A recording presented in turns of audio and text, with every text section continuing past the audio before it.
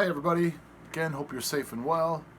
This is video 3 for course 1, class number 1, first meeting, video 3.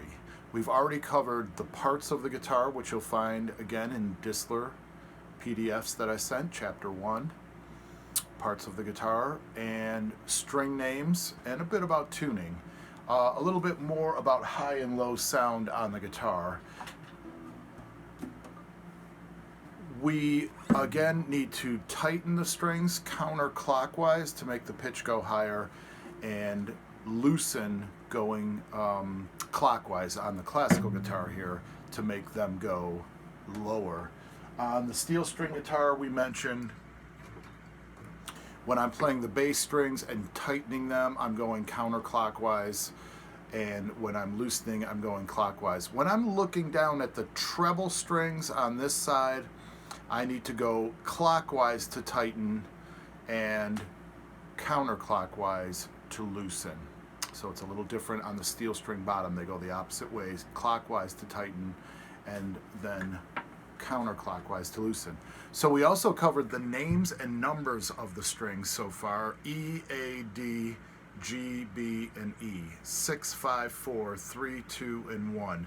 So in this video, we're going to get a bit more into the diagrams and symbols and high and low sound. So we already mentioned in a previous video that as you go towards the floor, the sound is getting higher. But as I move the finger up the fretboard and fret notes on a string, the sound will get higher as well. So that's on any string. String is getting higher in sound. And what's happening mechanically there is I'm pressing the string against the fret wire and I'm shortening the string length. As I go up the fretboard, the string vibrating length gets shorter and shorter and the sound gets higher and higher. So as I'm playing, I'm going to need to be very careful about my finger placement. When I put my thumb on the back of the neck, I can be a little bit fluid in how I'm moving that thumb around. I don't want to grip the guitar like this with the crux of my hand palm against the guitar. That will make my fingers short. Even for my bigger hand here, if I do that, I can't touch all the way across the strings with my long fingers. I need to have my knuckles available to come forward. Notice how I'm moving my wrist and I'm rotating on the back of my thumb pad there. So for some of us, that means the thumb's going to be on a little bit more of an angle. For others, that means the thumb's going to be a little straighter. It depends on your specific hand shape. So what I want to do, though, is get used to how hard to press down. I want to stand my fingertip up, and I want to put it close to the fret wire. If I'm not close to the fret wire, I won't make a good contact. And no matter how hard I press, I can't get rid of that buzzing. But if I come close to the fret wire, now I'm not over it because that'll kill the sound, but I'm very close, that'll help give me a clean sound. Again, not clean, clean, not clean, clean. So fret your finger close to the fret that you're seeing closest to the body. So if I'm on the 2nd fret, for example, I want to be close to this fret wire right here, not this fret wire, and my fingers very close to that wire. If you're not sure if you're pressing too hard or too soft, you can do something like touch the string, press a little bit more, so I'm picking on the other side here, until I get a rattling sound and I'm close to the fret wire, notice, and then I press just a little harder to find out exactly how much pressure I need. Oftentimes we're pressing way too hard when we're playing the guitar, and we have to learn how to only use enough energy to get the sound to come out and not to work too hard. It was one of my own personal problems on guitar, to get rid of that pinching too hard. So again, as my fingers go across this way, the sound will get higher, and as my fingers go up the fretboard, the sound will get higher as well.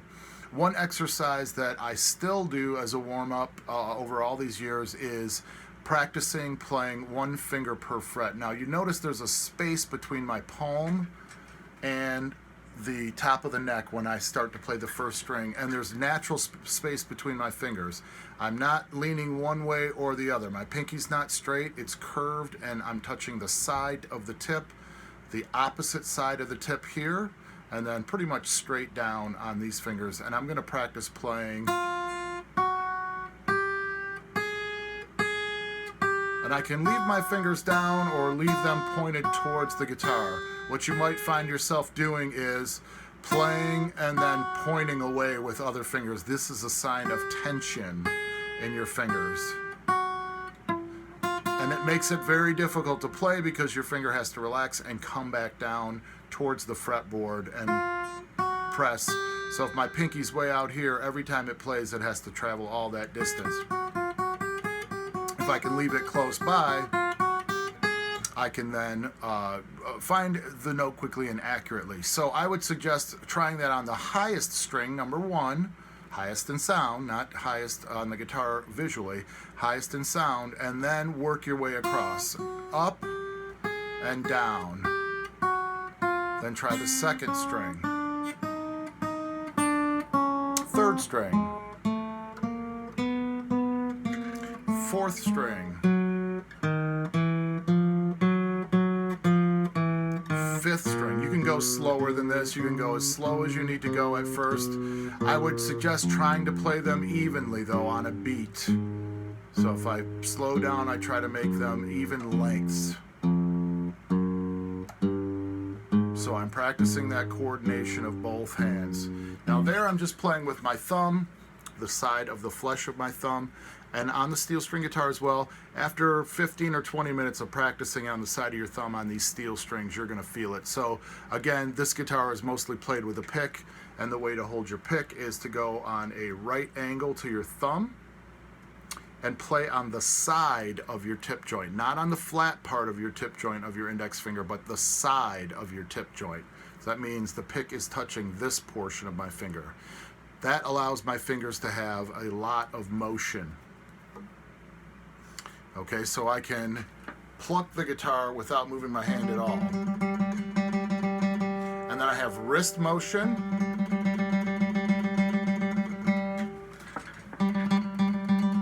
There's a combination of a little finger movement and wrist motion. And then I can put my forearm into it too. That helps give you some weight and a big sound.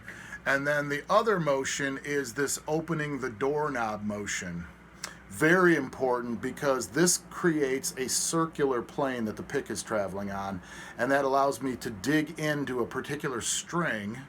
So if I want to hit the fourth string, I can come in and hit the fourth string and strum through, and then I can upstroke the same way, allowing me to avoid strings that I don't want to hit. And sometimes I don't want to hit certain strings when I'm strumming a group of strings. If I'm just playing on a flat plane, I can't avoid hitting strings that are in the path of that group. So this motion is important. So I've got finger motion, wrist motion, forearm motion, and rotating motion of my forearm. Again, like opening a doorknob. Be real careful that you don't stick too much pick out. The tendency I see players doing is having half the pick sticking out from their thumb. That's way too much pick, and you're going to get a really flappy kind of quality. Not good. So we want a very little pick, about 1/8 of an inch sticking out, and that will give me a much brighter tone. When I'm doing the picking with my fingers, I'm doing this type of motion, like you're walking. Not this, but this. Okay, so the finger is moving from the knuckle, and I am not plucking up on the string. If I pluck up on the string like that, I'm not going to get a good sound. It's going to snap back. So I'm actually, let's see if I can get a good shot of this. I'm actually using my whole finger. Notice my thumb is anchored down. And I'm playing on, I'll make a little line on my finger so you can see where the string is actually hitting my finger. Okay, so that's where I'm planting. I plant on the string, I play and relax. I plant, play, and relax. So if I'm doing that same exercise I was showing a moment ago,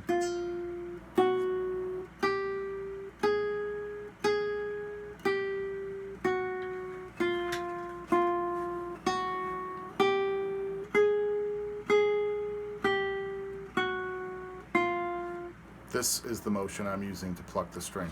It takes some practice to get used to doing that. So you can just practice on an open string. That's what we do in the classical guitar world. We separate the hands. Not just in the classical guitar world, but that's where I first learned how to do it. So I would practice maybe on the B string, playing all three fingers separately, index, middle, and ring, and trying to get the same tone.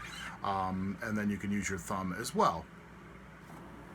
So that brings us to what are the symbols for our fingers. We don't label the thumb with a number. We call this T when it's notated in music. Sometimes it's called for to come over the fretboard or do other things, mute or something like that. So T is used for thumb. But we do see 1, 2, 3, and 4. 1 for index, 2 for middle, 3 for ring, and 4 for pinky, and those are often found in books like ours to tell and give fingerings. Like, for example, your chord pictures in the back of the book will show the number 2 being used and the number 3 being used for E, M, or E minor. And the picking hand uses letters, P, I, M, and A. P for thumb, I for index, M for middle, and A for ring. They are actually derivatives of Spanish words, a holdover from books and methods a long time ago. It's still used today, just like the Italian terms allegro or adagio are used for fast and slow tempos. We use the Spanish terms P, pulgar. You don't need to know the Spanish for the class, but you do need to know P is thumb, I is index, M is middle, indice, midice, I believe, and annular or ring finger is third finger. Okay, and there are the symbols for our hands: 1, 2, 3, and 4. P, I, M, and A. And if you're wondering, we do not use the pinky to pluck very often. Some very rare instances of that happens. I have a little bit of a nail on my pinky for doing this rasdiato type effect. So I can strum and open my hand and use that as a back of the nail pick, but I don't necessarily pick the string that way for my classical playing or repertoire. So that brings us to, again, you must know those symbols, but you must also know the names of the open strings on the guitar. And there's a diagram in the Distler book and the PDFs on page 3, this diagram here. It is a picture of your guitar looking back at you. 6, 5, 4, 3, 2, 1, low on the left, E, A, D, bass strings, treble strings, G, B, E, 3, 2, and 1. And the Roman numerals on the side here are the frets. Fret 1, fret 2, fret 3, fret 4, fret 5. So the vertical lines are the strings, the horizontal lines are the frets, and essentially it's like my guitar looking back at me this way.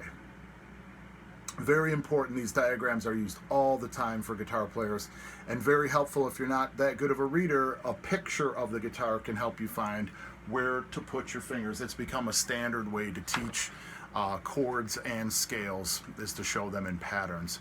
So that's very important too. So memorize the string names, memorize the left and right hand symbols.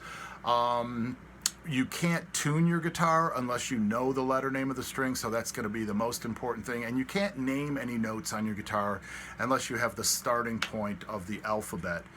A is the starting letter, A, B, C, D, E, F, G, in the alphabet that we say in school and to spell words with, but any letter can be the starting point of the musical alphabet. It can start on D, D, E, F, G, A, B, C, D. So we go up to G, but we don't go any higher. Once you reach G, A, B, C, D, E, F, G, A, B, C, D, E, F, G, A, B, C, D, E, F, G, that is the final or I should say that is the final letter before you start over again. G is the final letter before you start over again. And that is important in naming notes, which I'm going to address in the next video. And that starts really talking about things in chapter 2.